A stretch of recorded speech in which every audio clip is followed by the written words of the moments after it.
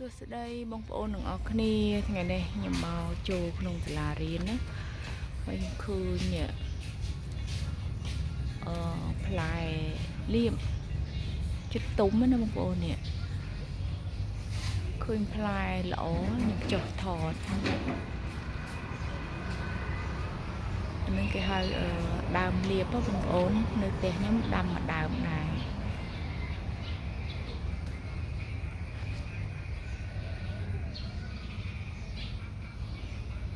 អូផ្លែឡើងដល់ចុង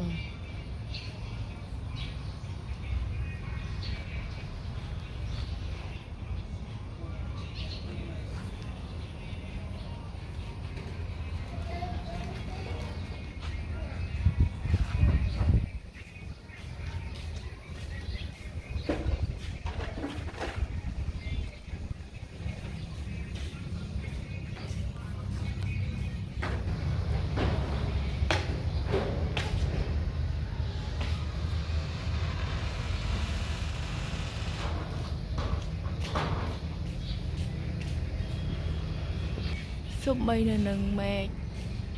នឹងគល់វានឹងក៏ផ្លែណាបងប្អូន